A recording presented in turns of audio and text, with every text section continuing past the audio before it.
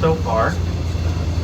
Sounds like you saw at least one whale out there, which is great, particularly for how early it is in the year.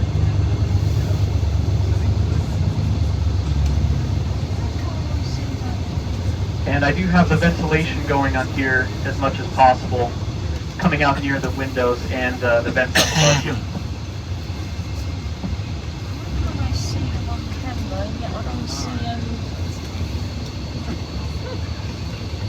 Yeah, it can be tough to know how to pack for an Alaska trip, that's for sure. We'll be making 2 stops. The first will be a downtown Juneau drop. I believe you'll have about an hour to shop if you choose to do so before you need to head back to the ship. And of course, if you want to head directly back to the ship, just stay on the bus during that first stop, and I'll be heading back to the Bliss second.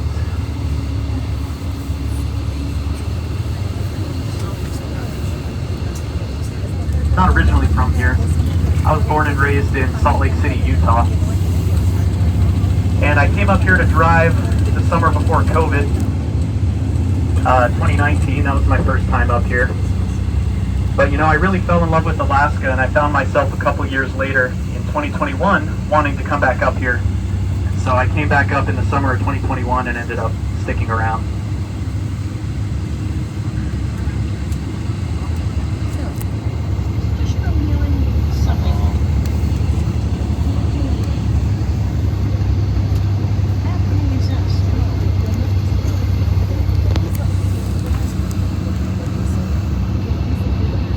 So life in Juneau is not so bad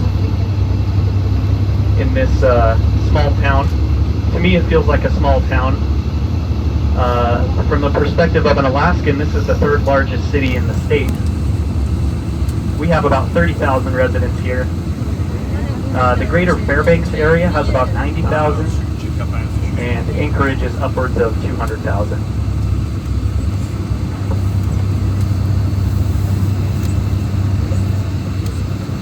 But we are the capital city here, and have been ever since 1906. The reason the capital was moved here was Juneau had a bunch of gold mines in the late 1800s, early 1900s. Had several active gold mines, and because of that influx of money, it was decided to move the capital from Sitka here to Juneau. We are quite unique as capitals go. Even though where we are right now is on the mainland, living in Juneau is pretty much like island life. We're totally cut off from the road systems that connect the rest of North America. So the only other state capital in a similar situation would be that of Hawaii. Also obviously not connected to the roads. But this road we're on right now, as we pass through the roundabout and back behind us, this is the main highway that goes throughout Juneau. And locals will often simply refer to it as the road. It's about 50 miles long, and it dead ends at either point. That's the longest stretch of road that you could drive here in Juneau. So like a lot of the other island communities, we rely on all of our goods, our groceries, Amazon packages. They all get brought up on the barge from Washington, or they're flown in on airplanes. So naturally we do see a somewhat higher cost of living. It's not so bad here in Juneau, but your groceries, depending on where you're coming from, might be anywhere from 10 to 30% more expensive here in Juneau.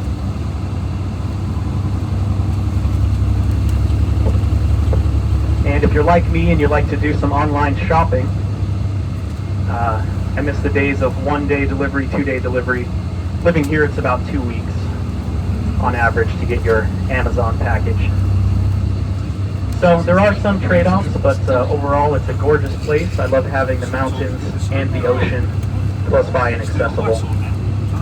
Coming up on our left here is called Auk Lake. That's A-U-K-E.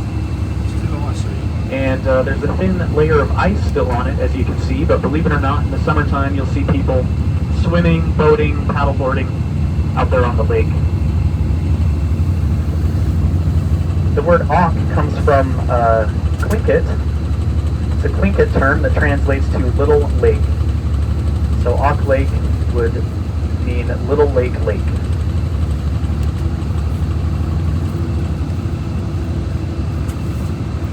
This area of town is called the Mendenhall Valley,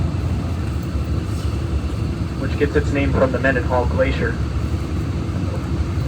And you may have noticed downtown Juneau, back by where your cruise ship is, was built way up onto the hill. But out here in the valley, it's a bit more flat. So we have a lot more residential homes out here, stores and shops, and industrial areas. And the reason it's so flat out here in the valley is at one point in time, this entire area was covered by what's now the Mendenhall Glacier. So you can picture all the force of the ice flattening everything out. There's an interesting phenomenon that happens called isostatic rebound. And basically you can think of the top layers of the Earth's crust like a sponge. And when the glacier covered this area, it pressed down all those layers. And they're ever so slowly springing back upward. So the ground in Juneau rises at a rate of about 2 inches every year.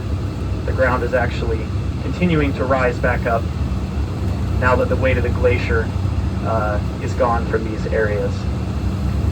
Speaking of the glacier, we can catch one glimpse of it on our drive. It'll be coming up on the left-hand side as soon as we get a clearing through some of these trees in just a few seconds here. If you look out to the left, you can see the Mendenhall out there.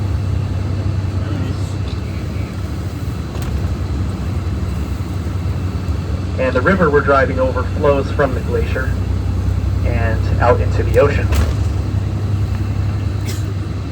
One interesting thing to consider, especially because you just came from a whale watch, one of the main reasons why we have so much wonderful wildlife in Alaska, the whales, eagles, salmon, can actually be attributed to all the glaciers that we have here. So that river that flows out to the ocean carries a lot of silt. As the glacier is constantly moving, creates a lot of friction on the rocks, and it produces that really fine silt, which will flow out into the river until it reaches the ocean.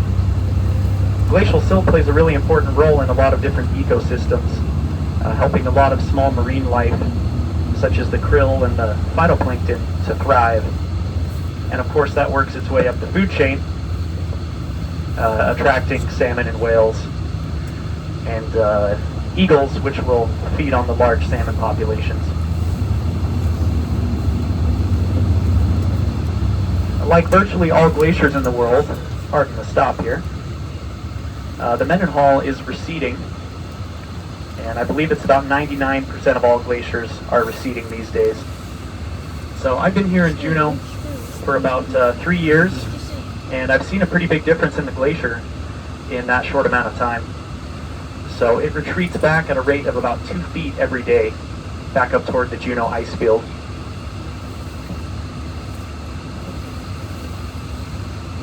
And speaking of the ice field, there are dozens of glaciers here in the area that come from the ice field, and it sits behind these mountains on our left-hand side, and that's the main reason why we don't have a road that comes to Juneau, because we're pretty much socked in by that ice field.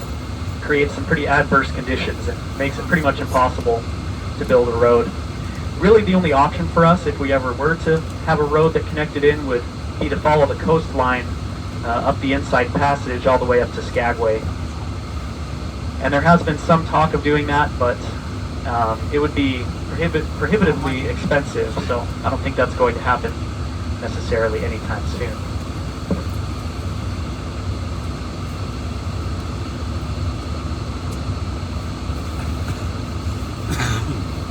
So this intersection we're at is Mendenhall Loop Road, and if we were to take a right, we would end up at the Juneau International Airport. Now our airport is able to boast that title of international thanks to just a couple of flights that come and go from Canada, small regional flights. But most of our flights are either to Seattle or to Anchorage.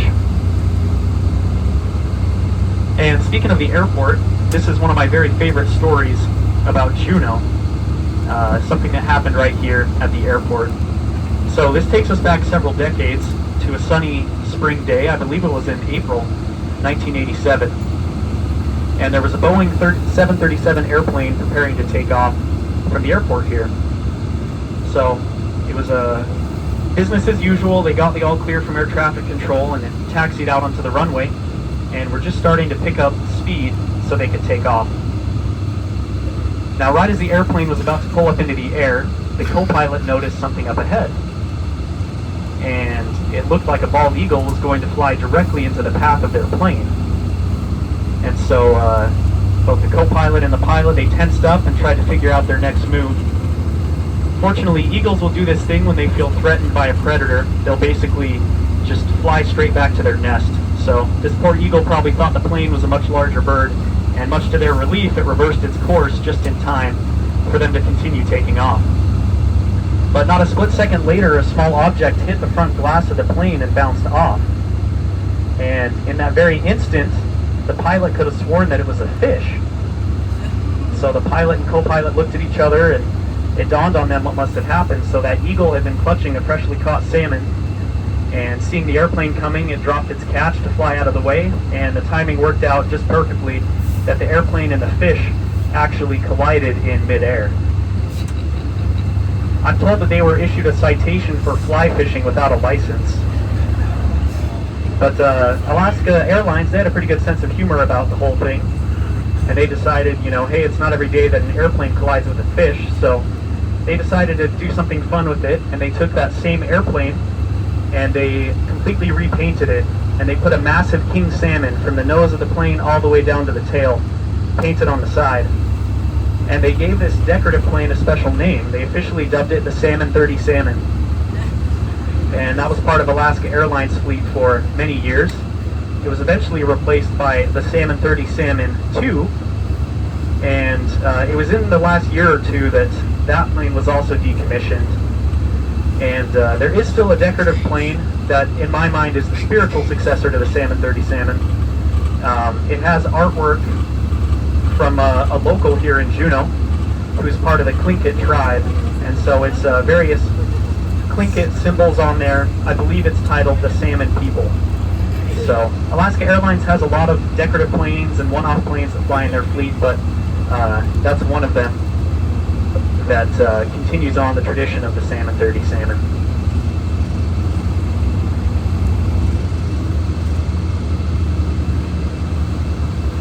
This area we're approaching up ahead is called the Mendenhall Wetlands, and you may have noticed on our way out there were a couple of bald eagles perched on the street lights. It's pretty common driving through this part of town to see a bald eagle. We do have a strong population here in Juneau. And there's a few reasons they love to hang out in this part of town. One is it's close to the wetlands and close to the Gastineau Channel out there. And another reason is it's conveniently close to the city dump. And the eagles love to hang out in that area. But pretty magnificent creatures. When they mate, they'll typically mate for life and always return to the same nest. So eagles' nests can become quite large. They've been measured up to 8 feet in diameter and up to 6 feet deep.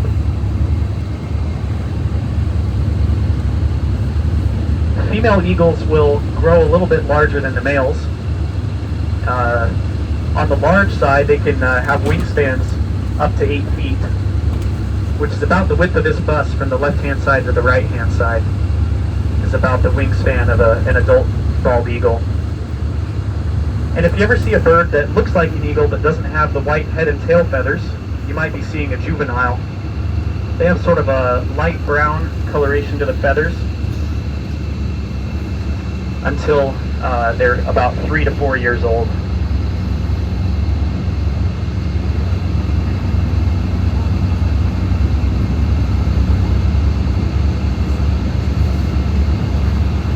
So once again, on our right is the Gastineau Channel. And this is the ocean that you're looking at, but you can see it gets quite shallow here in the wetlands. So your cruise ship will not be leaving Juneau this way. You'll be going back out the way you came in. The tides here can be quite dramatic. So here in the channel, between low tide and high tide can be a difference of 24 vertical feet.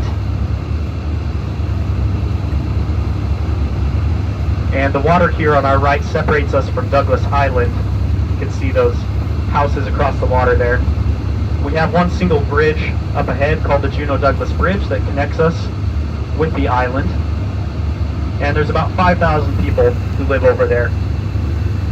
Originally, it was considered a separate community from Juneau. We had the city of Juneau and the city of Douglas, but ever since 1970, Douglas was incorporated into what's now known as the City and Borough of Juneau,